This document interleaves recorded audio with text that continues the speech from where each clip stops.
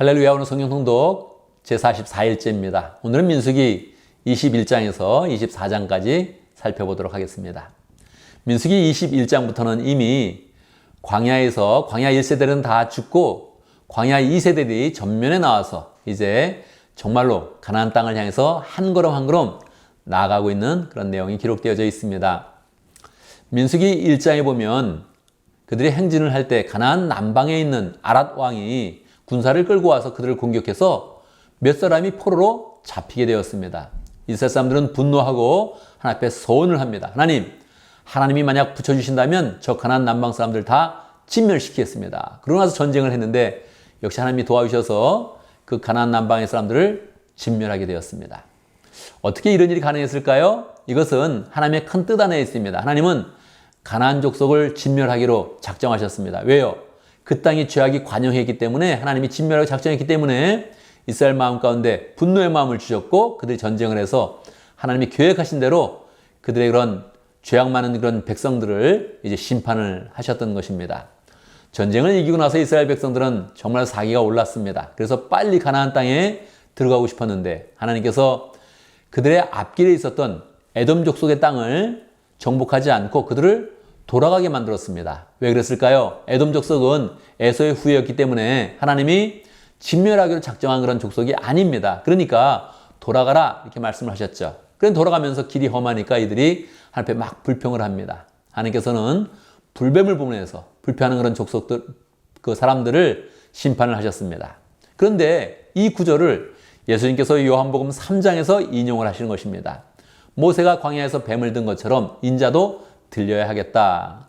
예수님이 들려야 하겠다고 말씀하신 것은 십자가를 치는 사건인데 십자가 사건과 모세가 뱀을 든 것이 어떻게 연결이 될까요? 이것은 들린다는 그런 부분이 대꾸로 이어진 것입니다. 모세가 광야를 든 것은 사탄의 목을 쳐서 그렇게 하나님 백성의 승리를 표현하는 것입니다. 그런데 예수님이 십자가에 들린 것은 겉보기에는 비참한 것이고 십자가에 죽으신 것이지만 그 들림을 통해서 사탄의 세력이 완전히 무너졌다.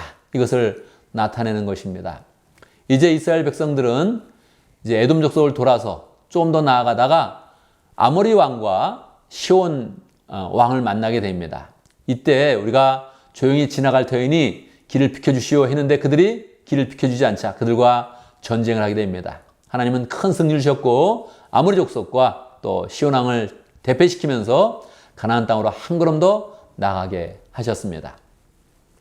22장에서 이제 이스라엘 백성들은 여리고의 맞은편 모압 평야에 그렇게 진을 치게 됩니다.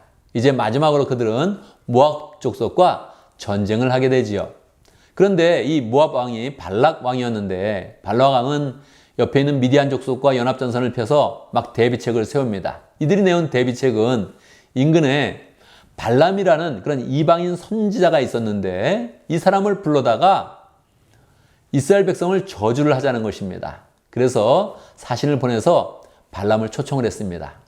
발람은 이방인이었지만 위대한 그런 선지자였고 특별히 하나님의 계시도 받는 그런 사람이었습니다. 그래서 하나님께 물어봤죠. 하나님이 당연히 승낙할 리가 없습니다. 하나님의 계시라면 당연히 이스라엘 백성을 축복하라 그러니까 저주하기로 온 사람들을 거절을 하겠죠. 하나님이 거절을 하니까 이 사람은 물리쳤는데 더 많은 그런 뇌물을 가지고 오는 것입니다. 그러니까 발람은 가고 싶어서 자꾸 하나님께 물어봅니다. 하나님이 좋다, 가라 이렇게 말씀을 하셨죠. 그런데 하나님의 그런 천사가 발람에게 길을 막으면서 죽이려고 딱 준비를 합니다. 그랬더니 발람이 탔던 그런 나귀가 그것을 보면서 막 가지 않으려고 하니까 막 때리는 그런 장면이 나오죠. 나귀가 신기하게 말을 합니다. 내가 말하는 거 봤습니까? 못 봤다, 너 처음이다. 지금 저 앞에 하나님의 천사가 있습니다. 이런 그런 과정이 나오게 되죠. 하여튼 이렇게 신적인 그런 계시가 나타나면서 22장이 진행이 되고 23장에서 발람이 결국 발락 왕에게 오게 됩니다. 발락 왕은 더 융숭하게 대접을 하면서 더 많은 그런 재물을 주면서 꼭 이스라엘을 저주하라고 이렇게 이야기를 합니다.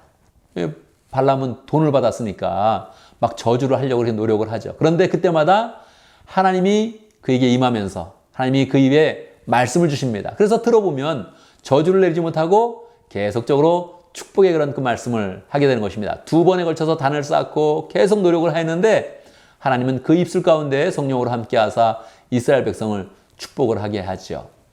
24장에서 발락은 자꾸 이렇게 축복을 하니까 다른 방법을 써봐라. 그러니까 어쨌든 발람은 자기가 평소에 하던 거와 좀 다르게 뭔가를 한번 평소엔 자기는 마술을 쓰면서 얘기를 했는데 좀 다른 방식으로 하려고 이스라엘 진을 이렇게 쳐다보는 그런 동안에 바로 또 성령이 임해서 다시 발람이 그들의 그런 이스라엘 백성을 막 축복을 하는 것입니다.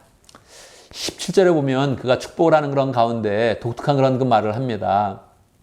발락은 왜 자꾸 축복을 하냐, 저주를 해라 이렇게 얘기하고 있는데 이건 내가 어쩔 수 없습니다 하면서 그는 성령에 취해서 그렇게 축복의 말을 하는 것입니다. 17절의 말씀에 보면 한 별이 야곱에게 나올 것이다. 한 통치 지팡이가 이스라엘에서 일어설 것이다. 이런 표현을 쓰게 됐죠. 이 한 별이 무엇입니까?